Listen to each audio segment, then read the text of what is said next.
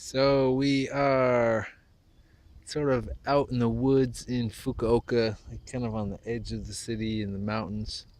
There's a little duck down there, the pond, and up there, up towards the mountains. I'm just kind of bushwhacking, and I couldn't really find a trail. I didn't really look that hard actually, but just kind of going up these roads trying to find a hiking trail. I know there's one further that way if I keep going. But so the question I'm going to answer or what I'm going to talk about in this video is how to show up abroad with very little money and get started teaching English.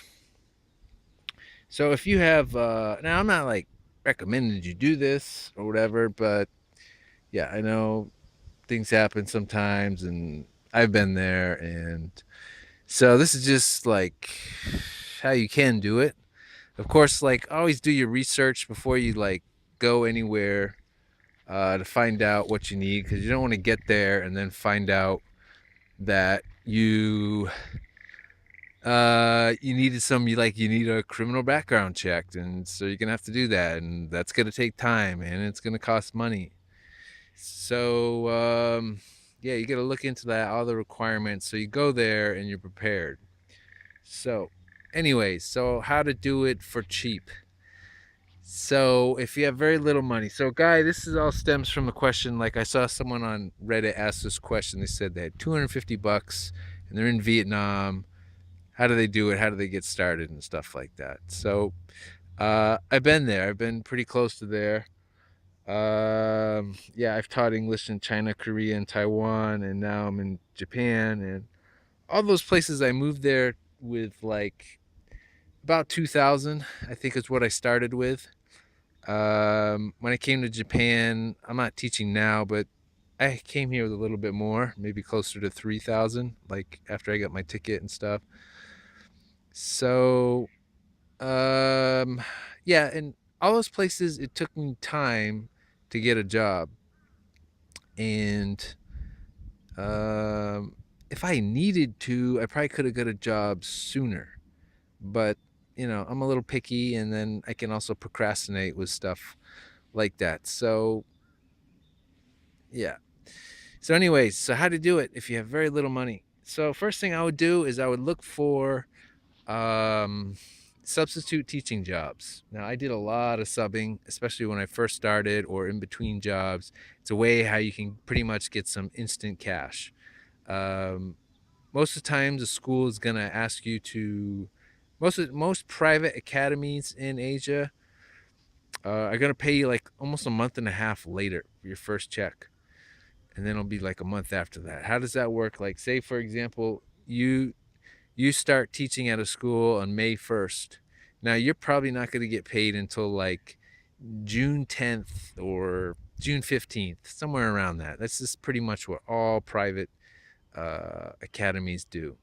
Like, Bushiban in Korea, or training center in China, or Bushiban in Taiwan, Ikewa, Japan, whatever. It's uh it's like that. Now, if you work in a public school, it's a little different. They'll usually pay you like directly at the end of the month or beginning of the month. So anyways, so do substitute teaching. This is a good way to get some fast cash. Um, how do you do that? You look at websites. Like find a local expat website. Say you're in Shanghai, do a search for Shanghai expat websites, or say you're in Hanoi, the same thing. Find local expat websites, and a lot of these sites will advertise teaching jobs. Most of them are long term, and then sometimes you see substitute jobs on there. Now, I did subbing jobs in Korea. I did them in Taiwan. So it's a good way. That's how I first started in Taiwan, actually. Um, so you can get paid. Like these jobs are like for like a week, or sometimes just a day or a couple days, or maybe as long as a month, and then you can work out a payment with them. Like, if it's just a day, you can get paid at the end of the day. You're not like a normal employee, so they're not going to put you on a payroll and make you wait a month or whatever. So, Yeah, so that's a great way how to get some fast cash.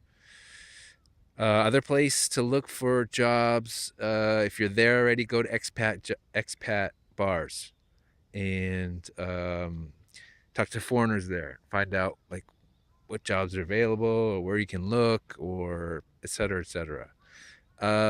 Next thing you can do is if to get free housing. So one of your big expenses is if you're over there and you're short on cash, you're gonna probably need some place to stay, unless you get a tent with you and you're really gonna rough it somewhere. But probably not. You'll be in a city most likely, and so how can you get free housing or situate your housing?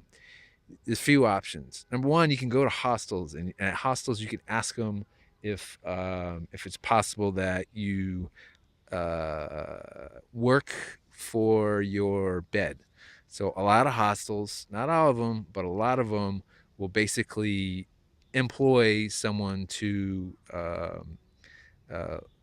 stay there in exchange for maybe 3 hours of work or something, where you change beds, you clean bathrooms, you clean rooms, all that, help people check in and out, that sort of thing. So a lot of hostels will do that. So you could possibly get a free bed by doing that. You work a few hours uh, a day, and you can get free housing. So bam, that's one way. And the three ways I'm going to tell you. Another way is like through a volunteer sort of organization. Like you can look up Workaway, or you can look up Woof, and both of them are kind of like volunteer situations where you can uh, basically volunteer to take off to um, do some work in exchange for free housing and sometimes even free food. That's what Woof is, and Woof is like um, man, this duck is very zen. I don't know if he's just like waiting for a little fishy to swim by. But yeah, like Woof is more like rural, working on a farm sort of situation, and they're all different situations. You have to look into it, and but sometimes there's urban stuff going on too. And Workaway is more. Is a little bit more varied, I think, as far as the type of positions. Like Woof is more farming orientated stuff, farming gardening orientated stuff, and uh, Workaway is a little bit mixture of stuff, some of that and some other stuff. You could also find like a hosteling. Like I looked into both these things. I got a year subscription to both of these before I came to Japan because I was thinking about doing that, and I could still maybe do it, but not exactly what I want to do right now. But so you can look at that. Now the other way, the third way where you can get free housing is through like a site like couch surfing. Some people like want to meet other foreigners. So if you're in wherever you are, look at couch surfing and see if you can find a free place to stay with that.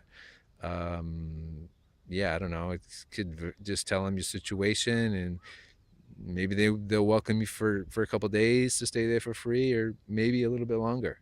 So look into that. Now the last thing you can do to if you show up someplace and you have very little money, the last thing you can do is what is it? You're looking for a full-time job. That's what you want, right? So what you can do is when you interview with a school, say you have an interview with a school, it goes well, and they offer you a job. Now after they offer you a job, what you can say is like, look, I'm a little short on cash and whatnot. Is it possible that perhaps you could advance me some work, like after some money after my first week of work? And I don't know. In my experience, I was in that situation a lot in schools, and I think pretty much everywhere I worked, because I would tend to procrastinate as far as getting a job goes. In between jobs, changing jobs, and all those places, China, Korea, and Taiwan, I think that happened almost all the time. The school would advance me some cash like before the payday, because like I said, most schools are gonna they're not gonna pay you, a private academy, they're not gonna pay you until like yeah, it's like a month and a half later or a month and 10 days later or something like that. But if they're cool and you're in agreement, then maybe they will advance you some cash like after a week. Now I wouldn't like maybe go into the interview and like make that your first question, but if they offer you a job, then you could bring that up, you know. And oh, there's another duck. I never saw that duck. Did you guys see that duck? There's another duck down there. I don't know if he was always there. If he's like hiding out or, huh, cool. So that's the thing. Ask for an advance. So there you go. There's some ideas on how you can get started for cheap. You can uh, look for substitute teaching jobs so you can get some cash, like right off the bat. That's a great way. Then you've got look for free housing. How can you find free housing? You can look for hostels. Try to do like a work exchange in a hostel. You can look at Woof and Workaway, these websites.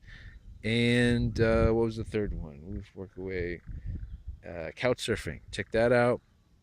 And then lastly, what you can do is since you're looking for a job, you can ask for an advance in cash, like maybe like a week's worth of pay and something advanced to get you through the month. So there you go. There you have it. It's not impossible. You can do it. I've been in situations like that quite often, quite frequently when I was teaching abroad. And yeah, not ideal. Make sure you do all your paperwork beforehand because it can be a big stress when you're in a foreign country and then you realize, oh, you need maybe you need a certification, or maybe you need your diploma, or maybe you need a apostille diploma, or maybe you need a criminal background check. Like all these things are possible. Every country's different, so you really got to do your research ahead of time.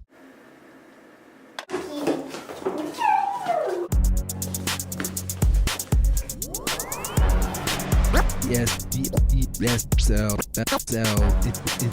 insider.